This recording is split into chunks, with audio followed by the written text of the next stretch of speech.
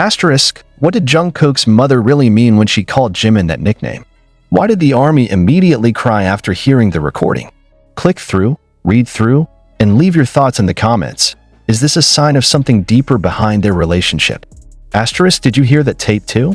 Which for a moment sounded like a mother's sweet joke, but then turned into the biggest topic of conversation in international army circles in less than 24 hours.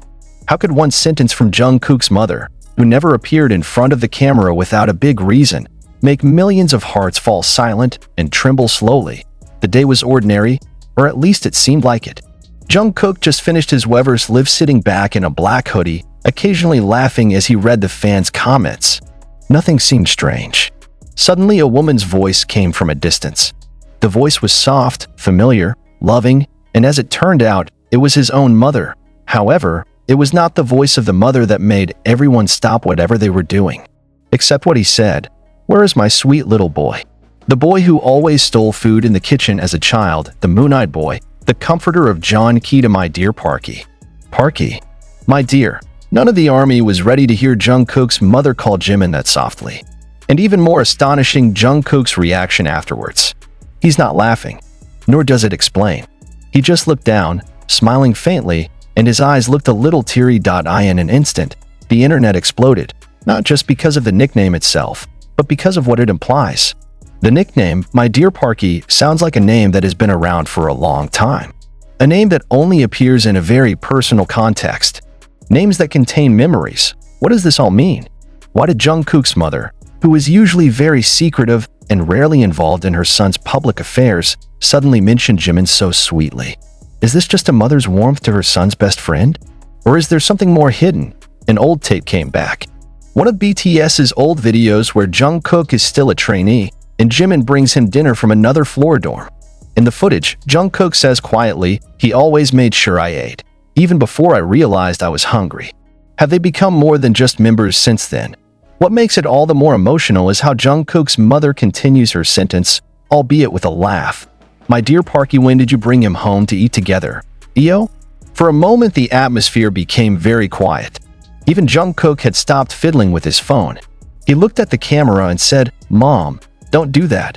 Shame," but his lips remained smiling. Like a smile that has long kept something, the public was divided. Most of the army were touched, seeing how deep the relationship between Jimin and Jungkook's family was.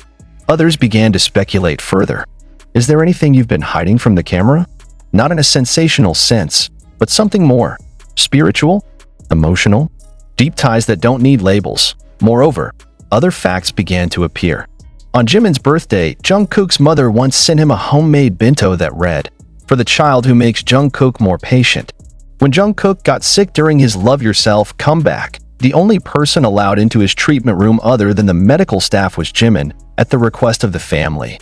And in fact, in a 2021 vlog, when Jungkook was videoing the family via FaceTime, a female voice was heard saying, "That's Jimin, right? Don't hold your breath. Yeah, he's my son, you know."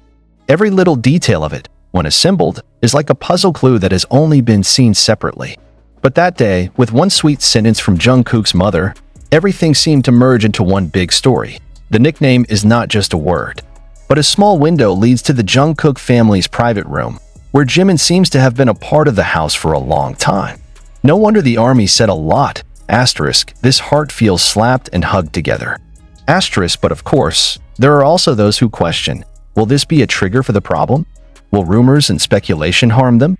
A number of major media outlets even tried to dig deeper into BTS's family relationships, although Big Hit seemed to keep his distance. But the opposite is true. It was Jimin's reaction that made it all the more melt. A few days after the incident, during Jimin's brief live appearance, a fan commented, "You're Jungkook's mother's son, aren't you?" Jimin just smiled, then replied quietly, "You just found out?" Then laughed. It was as if all the mysteries had been solved. Not with a formal statement, not with long clarifications, only with a light laugh of a heart that has become accustomed to keeping loving secrets. We can debate to our heart's content about the meaning of the nickname, My Dear Parky, can unpack every moment between them for more than 10 years, can put together theory after theory about friendship, love, or family. But one thing is certain, there is a very special place in the hearts of the Jeon family for Jimin. And it can't be fake. It can't be engineered just for the camera. For those who pay attention with the heart, not just with the eyes, may have felt it for a long time. From the way Jungkook stared at Jimin on stage as he cried. From the way Jimin grabbed Jungkook's hand quietly before the interview began. From the way both always know when to step back for the other to shine. Now, with one sentence from the mother, the world seemed to be given permission to peek a little into the space. And when finally everything returned to routine, concerts, recordings, variety shows, the nickname still resonated in the hearts of many. My dear Parky. That sounds like a hug. Or perhaps a silent confession from a mother about who made her child survive, grow, and become the best version of herself. But wait a minute. Is everything that simple? Is it true that we only witness the love of a mother for her child's best friend? Or is this a faint signal of something that has been covered up all this time? A veiled confession that is deliberately wrapped in jokes and tenderness, but actually contains a much deeper intent and dare. Because if it's true that it's just an ordinary affection, why after that incident, Jimin didn't appear with Jungkook at the next promotional event? Why precisely on BTS's usually very collective schedule were they placed apart for the first time in recent months? Why did HYBE cut a small part of Jungkook's live when the VOD was re-uploaded and his mother's voice was no longer heard?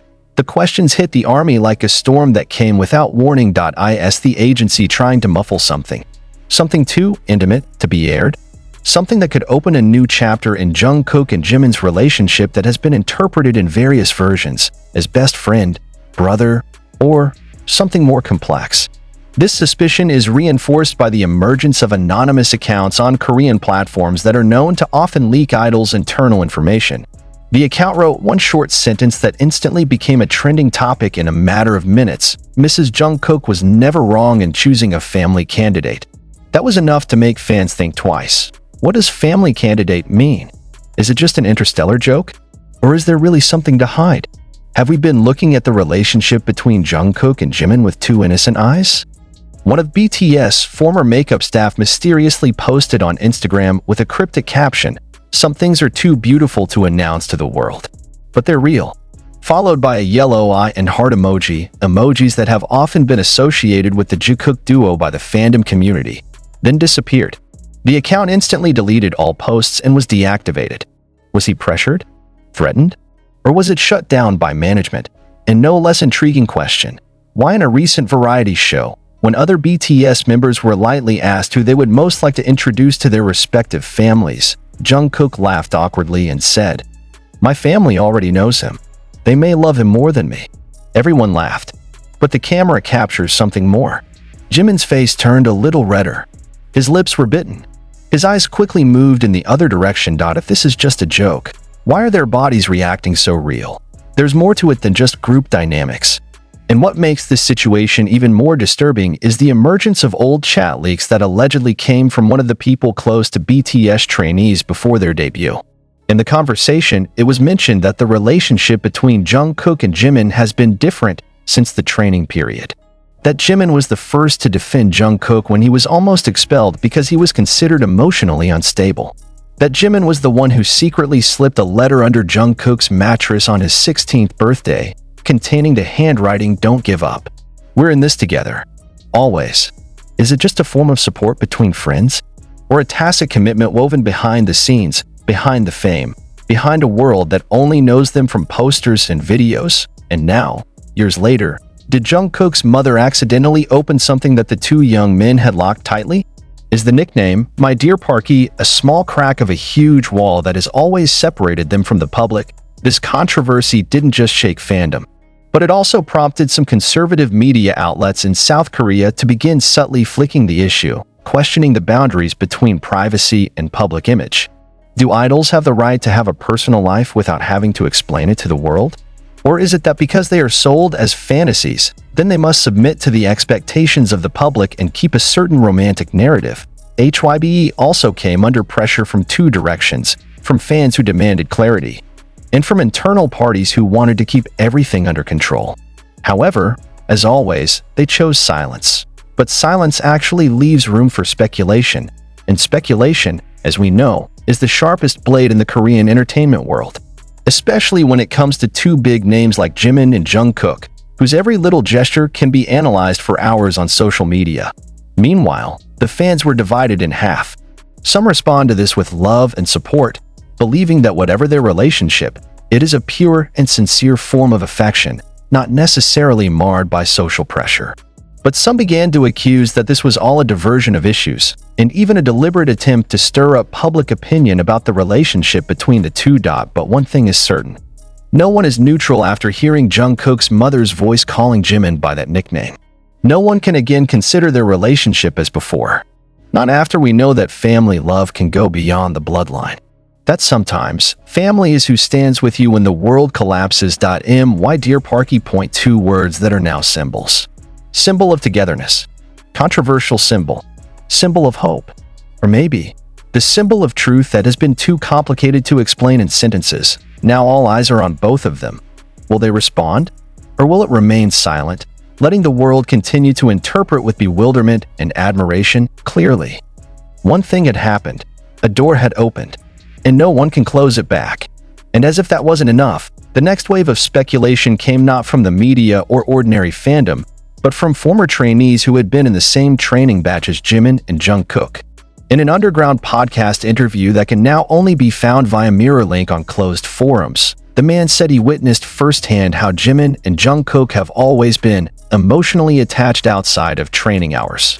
He even mentioned that among the trainees, they were both nicknamed Siamese twins not because of physical resemblance, but because they could not be separated, even by the harshest instructors. Then, a sentence that hit the fandom like a magnitude 7 on the Richter scale. I heard it with my own ears. When Jungkook fell unconscious after a choreography rehearsal and Jimin screamed at him with a Yang call, not his real name, but some kind of personal nickname. And when he wakes up, Jungkook just wants to talk to him. Even the staff were told to leave the room. The public swallowed this information with a mixed reaction. Some immediately accused the podcast of thrill-seeking, but others who have followed their interactions for years found a strange match that reaffirmed a hunch that had been held under the surface. That Jimin and Jungkook's relationship may not just be a matter of togetherness on stage or a lifelong friendship, but maybe a relationship that was deliberately kept out of the reach of the cameras because it was too undefined by K-pop's strict and sterile standard norms of true human taste.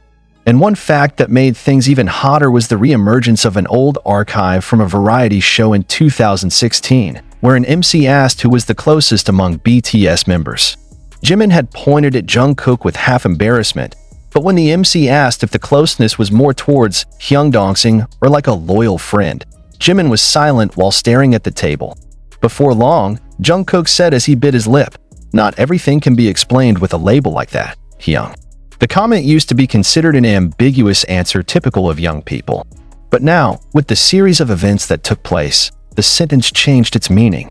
It became like a time bomb that had been ticking for many years and only now completely exploded. The controversy reached its peak when one of the freelance photographers who often works for BTS's projects posted a cryptic story with the caption, "I used to think they were just too close. Now I know why every photo of me has to go through 3 stages of censorship before it can go live." 3-stage censor. What is hidden? A photo? An expression? Or a moment too frank between two human beings who choose silence? And how is it possible all this ended just because of one sentence from a mother? Or rather, is that the power of that word? That when a person who has seen his child grow, fall, break, and be reshaped by time speaks of another person as "my dear," we can no longer doubt the intimacy that lies behind it. Because you never talk. Because a mother knows who is really next to her child. Outside the spotlight, outside the stage, outside all labels, now the army is divided. Some cheered this fact as proof of pure and liberating love. Some feel betrayed because they feel hidden. Some are calling for this to be stopped for the sake of their privacy. But all agreed on one thing. No one sees Jimin and Jungkook's relationship the same way they used to. Even the most heated rumors now circulating in international fandom are allegations that Jungkook's mother once met Jimin's family privately unaccompanied by other members, and that the meeting took place while BTS was on hiatus. On a private trip to Busan that was then simply referred to as a 2-member private vacation. No documentation, no staff, no media, just 2 people and 2 families. What was talked about then? Why did their photos never appear? And why, 1 month after that moment, Jimin had uploaded a cover song containing the lyrics asterisk, "If the world turns its back on us. I'll turn it back again just to keep you warm." Asterisk, it couldn't be helped. ARMY began stringing together every moment, every lyric, every eye movement as part of one big story that had been covered by professional smiles and grandiose choreography. But beneath it all, there might just be two young men trying to save each other from a world too noisy to hear a heart whisper. And maybe Jungkook's mother is the only one who is not afraid to voice him, with one nickname, with one sentence, with one truth. My dear prk.is it just the sweet language of a mother?